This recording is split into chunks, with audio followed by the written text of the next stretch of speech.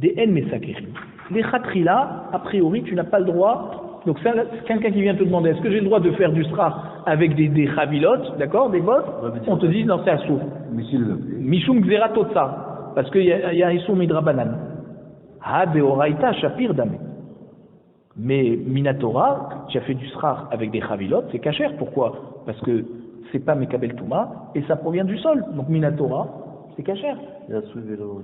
Atam, dans la Mishnah de Achotet Bagadish, de celui qui creuse dans la meule, des katanés et Nasuka. Là-bas, on t'a pas dit En Mesakiri, tu fais pas le ça. On t'a dit c'est pas une souka.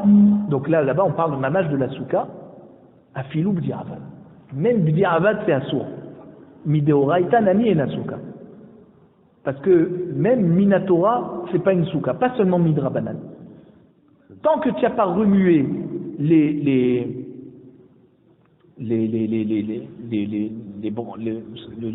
srar, c'est-à-dire la paille, tu n'as pas remué la paille en haut pour en faire un srar, c'est pas une souka. Dans la meule? Dans la meule. Parce que tu as un problème de tarase velomina hasouy. Amar Rabbi Yehuda Marab, si kecha bechitzin zecharim, s'il a fait le srar avec des chitzim, alors voilà, des flèches. Alors les flèches, il y a une partie tige en bois et la pointe est en métal, d'accord? Il a utilisé juste le bois, d'accord?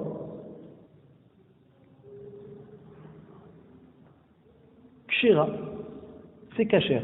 Même que ça indigne de keli, mais comme il n'y a pas un contenant, c'est un keli en tant que flèche, mais c'est pas un keli qui contient, d'accord?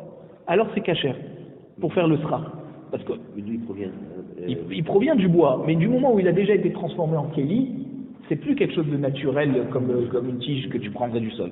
Maintenant, binekevot, alors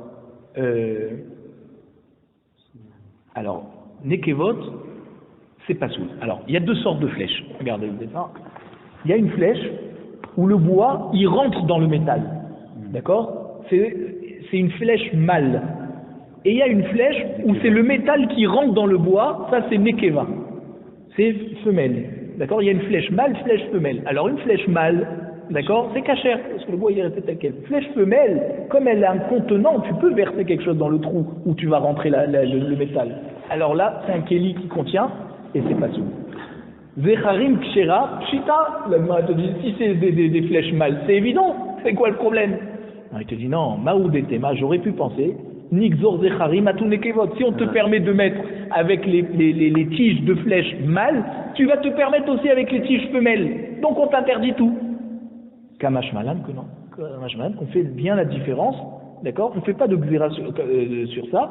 Et une souka qui est faite avec du srar qui provient de flèches mâles, d'accord? Donc qui rentre dans la pointe, d'accord? Et pas que la pointe rentre dans le bois. C'est cachère. Moi je coupe femelle et c'est bon, ça devient mal. Et ben tu sens, c'est déjà plus un keli, tu l'as annulé de keli. Amar mort minekevot psula pshita. Alors la Gemara dit, mais si c'est femelle, c'est évident que c'est pas soul, puisque ça contient. Non, maoud et tema, bet kiboul et asou les malot, loshme kiboul, kamash malan. D'accord? Un bet kiboul, un contenant, qui est fait pour être rempli par une flèche, mais qui va être ensuite définitive. D'accord? La flèche, tu ne vas pas l'enlever.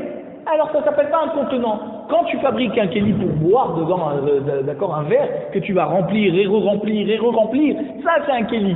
Mais une flèche qui est juste, qui est trouée juste pour que tu rentres la flèche dedans, d'accord, la tige qui est juste trouée pour mettre la tige, ça peut-être pas un keli, puisque c'est fait juste pour être embriqué une fois et définitivement. Kamash malam que non. Même ça, c'est pas soul, exactement. Amar Rabba Bar Chana, Amar Rabbi Yochanan. Rabba Bar Chana nous enseigne donc 3 halachot. Si kechab anitse pishtan, si tu as fait du srar avec des tiges de pishtan, de lin, donc on n'a pas encore filé, d'accord, on l'a juste nettoyé, d'accord. Donc qu'est-ce qu'on faisait? On prenait donc les tiges de lin, on les trempait dans l'eau.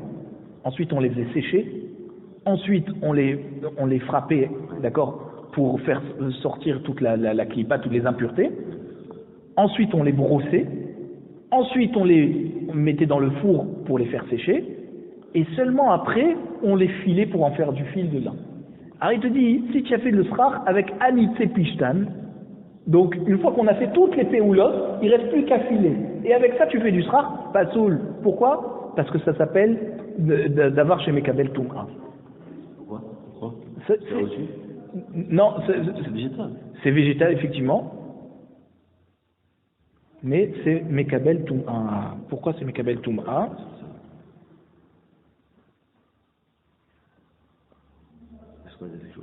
Non, peut-être parce qu'on ne les a pas encore filés.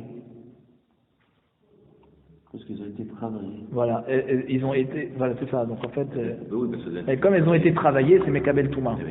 Même qu'il ne reste plus qu'à les filer, mais elles sont plus à l'état naturel d'origine. On les a chauffées, on les a brossées, donc maintenant, Beho Tzne Pishtan. Si Otzne Pishtan, c'est des tiges de lin, mais avant tout le travail. Donc elles sont encore à leur état naturel. Kshera. Là, c'est Kacher. Ve Ushne Pishtan. Ushne Eniode Amaou. Et Ushne, c'est quoi? On a fait une partie du travail.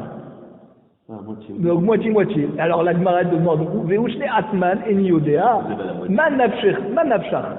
Qu'est-ce qu'il voulait dire quand je dis je sais pas? Idayek Velo Nafit. Ça veut dire si on les a. On les a frappés avec le pilon pour faire sortir les impuretés, mais on ne les a pas encore brossés. Wushne karele. Ça s'appelle Wushne. D'accord? Et donc Rabbi Yochanan, il dit peut-être c'est Mekabel Touma, peut-être pas. Aval tare velo dayek. Si tu les as trempés dans l'eau, mais tu les as pas encore travaillé tu les as pas encore fait passer au pilon, Utsne karele, ça s'appelle Utsne. Donc en fait, c'était ça le safek de Rabbi Yochanan. Est-ce que ça s'appelle qu'ils sont encore à leur état naturel malgré le peu de travail qui a été fait, ou alors non? Odima, ta révélo dayek nami Ushne karele. Ou alors peut-être, même ceux qui ont été trempés dans l'eau, et qu'on les a pas encore passés au pilon, eh ben Rabbi Yochanan les appelle déjà Wushne. Wushne, on avait dit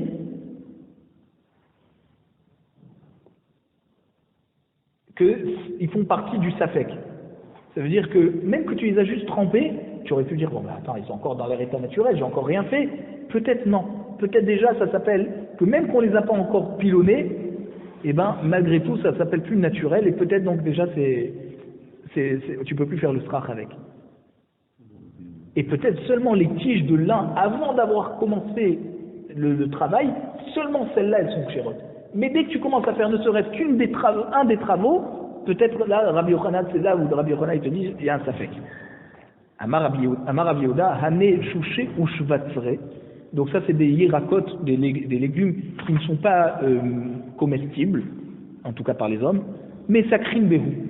On peut en faire du strach avec. Et ils ne reçoivent pas la touma puisqu'ils proviennent du sol. Abaye et Amar, Bechouché mesakrim, Bishvatse lo mesakrim. Alors, lui, il te dit, Abaye, chouché, cette sorte de légume, tu peux faire, mais shvatzere, une autre sorte de légume, ça, tu peux pas faire. Maïta'ama, pourquoi shvatzere, tu peux pas faire d'après Abaye?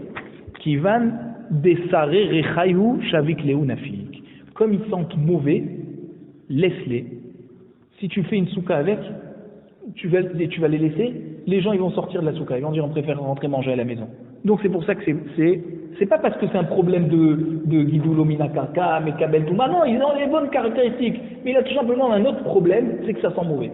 Donc c'est pour ça qu'il permet de faire avec chouché, mais pas shvatzre.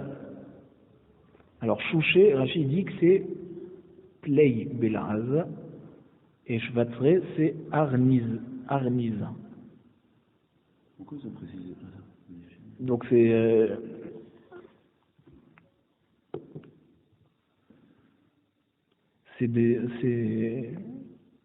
des légumineux apparemment.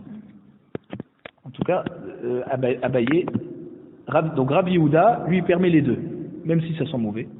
Et Abaye te dit non, pas du tout. Si Shvatzre sent mauvais, on peut pas faire le srach avec.